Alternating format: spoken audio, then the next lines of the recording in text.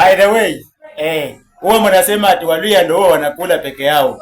Ati wao sijui Waluya. Hebu angalieni huyu jamaa by the way. Hii mchele yote ndugu yangu, hii ni yako peke yako? Yangu peke yangu. Alafu mnasema ati sijui wao Waluya wanakula na wananepi. Huyu si Mluya, huyu ni jirani hapo kwa mto. Hao jamaa wa mto hapo. Hao ndugu yangu.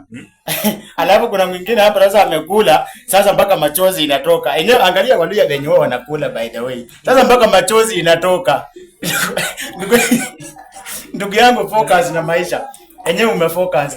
Hebu kula watu waone ndugu yangu. Yaani mpaka jamaa analia. Lakini ndugu yangu, kula pole pole. Ukikula hivi utakuwa na nguvu za kiume kweli? Niko na watoto 14. Wako? Wangu. Wandoto ama real? Wako. Samani wanachuvea, yani bajimlu Swahili anachuvea.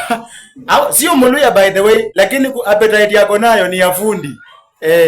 Sio Mluya na si hata anafanyanga mjengo, lakini appetite.